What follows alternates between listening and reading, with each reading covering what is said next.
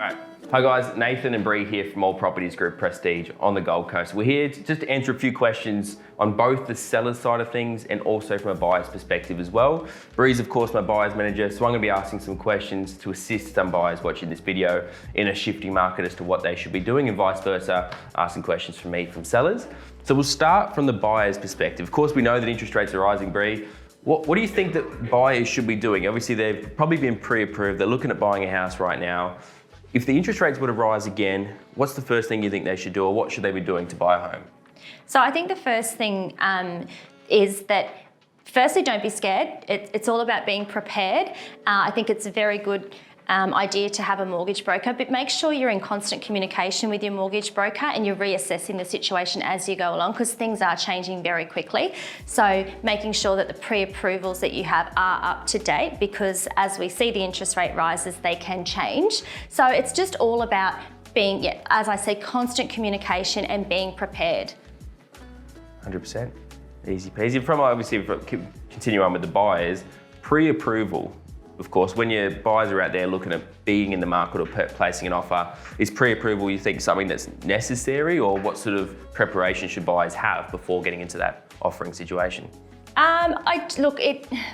It might not be 100% necessary as such, but it's definitely going to give you that edge over somebody else that might be looking at placing an offer. It's always a much safer option for a seller to go with somebody that has pre-approved finance. So I would definitely recommend that you have that in place before you start making serious offers, because you might find a house that you absolutely love, and that's going to be the difference between securing that property or potentially missing out over somebody else that's more organised than what you are. Yeah, 100%. I mean, obviously from a seller's perspective, if we had two buyers placing an offer, both at the exact same price, say 850, both needing finance, but one had already gotten a pre-approval letter and the other one was yet to talk to a broker, then from a seller's standpoint, we'd be recommending the pre-approved buyer win the contract, I guess. And the final question, we're getting a lot of this at the moment, is that buyers right now having to sell their home to buy has become quite, well, during COVID it wasn't really available, people were selling and then buying, but there's a lot more people in that situation that are placing offers subject to sale. How far down the track should those buyers be? Should they be on the market? Should they be ready to hit the market? Where should they be placing an offer? So I know it can be scary sometimes, having your house on the market, thinking, what if I sell my home? Where am I going to go? I don't have a property. So either on the market or even ready to go. So get all of your photos done, get everything prepared so you can literally just hit the button, pop the sign up and be on the market, because it takes probably, at least a good 2 weeks to get to that point where you're ready to go. And that 2 weeks could be the difference between securing the property or losing the property potentially. So yeah, I think ready to go or on the market ideally. Yeah, definitely. And obviously, again, from a seller's point of view, I mean, we obviously get regular contracts with finance, 14 days or 21 days requesting finance. If you're subject to sale and you're 14 days from even hitting the market, that is obviously going to affect the offer and from the seller's perspective as well. Even if you're a little bit more than a regular finance buyer, but you're potentially 2 to 3 weeks before you can even start showing your home, that's when, from the seller's side of things, we'll start recommending they look elsewhere, right? So 100% agree with that. Talk to an agent as well. If you're talking to me, for example, for selling, we'd have you prepared, ready to go.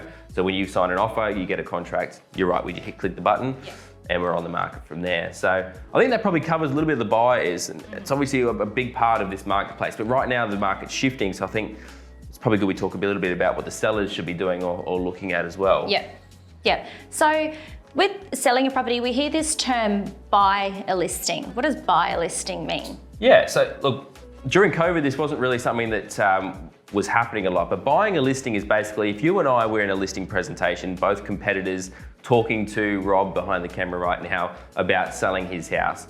Technically speaking, the market value, if we look at comparable sales, let's say it's worth $1.2 million. But we know that if we were to offer, if I was to sit there and tell Rob that I could get him one guaranteed 1.4 to 1.5 million, when we know that the market is not agreeing with that, simply to win Rob's listing before I start lowering his price after that, because he's locked into a contract with me, that's what we call buying a listing. Whereas you could be in there sitting down showing Rob the facts of being 100% truthful about the changing market that we're in, what's happening with interest rates, what's happening in the economical world that's affecting property prices, and telling him exactly what he needs to hear, rather than just trying to get the listing and then lower his price and expectations from there. That's what we call buying a listing. It's something that I don't personally believe in, and I don't think is the right thing to be do. Yes, we don't have crystal ball. We don't know what a house is worth technically in a shifting market like this. But if we work off the statistics that are out there, and we work off what, as agents professionally, we're seeing in the marketplace, from buyer levels to offers and things like that, we should be able to come up with a calculated guess that's reasonable, not $200,000 to $300,000 above where the market sees value, if that sort of makes sense. Yeah. And how does somebody know in that situation, like when an agent is going to have their best interest at heart, or how do they know sort of how to feel that? Look, it's a difficult one. If you've never been keeping up to date with the market, so if you haven't got an agent that you're dealing with at the moment, I know I send out monthly, potentially even weekly reports to sellers within my marketplace on what's sold, prices-wise, statistics and updates on, I guess, the buyer level and activity.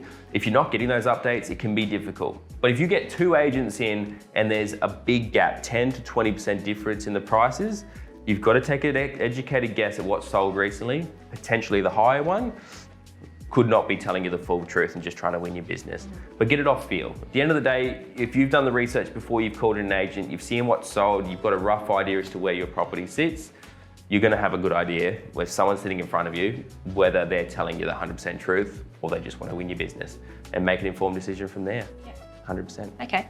Also the Olympic Games. We've got the Olympic Games coming up. So what effect do you think that's going to have here on the Gold Coast and the Gold Coast property market? Yeah, so look, originally when it was announced, it's quite crazy how quickly the property prices changed. Of course, we had the COVID situation, which was driving property prices to unprecedented heights, but then the announcement came out that we'd won, and that built confidence from an investor standpoint straight away.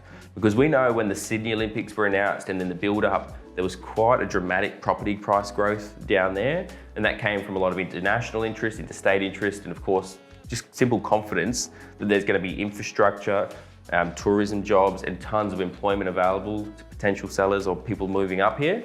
And I think the same is going to happen up here. So unfortunately, with the interest rates rising at this time, and obviously COVID having gone rampant as what it did in regards to prices, we're seeing the market shift a little bit.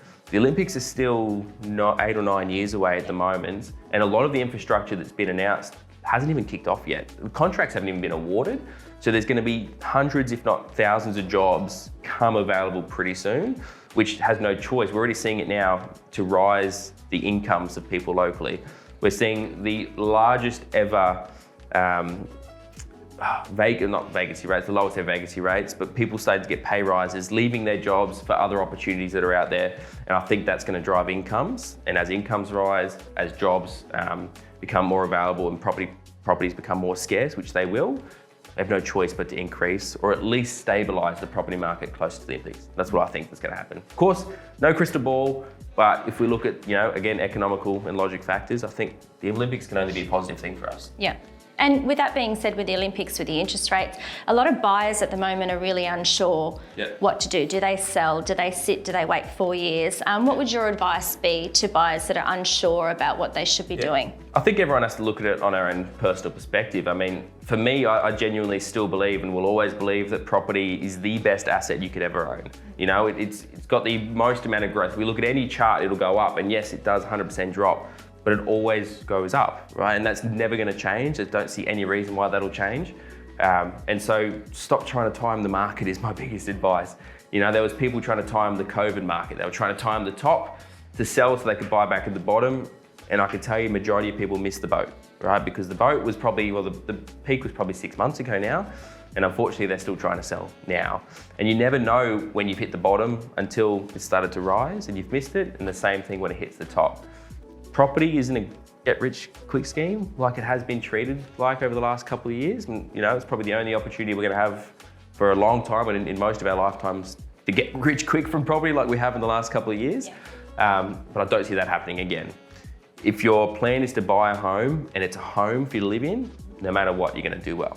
Because the money you're paying weekly off a mortgage or monthly, it's better to go into your pocket than it is to go into an investor's pocket. And I genuinely believe that at all times. And from an investment perspective, why wouldn't you have someone else pay off your mortgage? We know that the growth will come with the Olympics. We know that rental prices are not going to be easing. They're only going to be getting higher. And that could only be a good thing for investment return, 100%. I think that probably wraps it up for this video. I think that should give everyone a good idea from both a seller's and a buyer's perspective on what you should be looking at, what we're seeing in the marketplace. But if you do need anything from a seller's perspective or buyers, if you want some advice, please get in contact with either Brie or I. We're on the Gold Coast at all times and always available to chat. Thanks so much for watching. Talk soon. Thank you.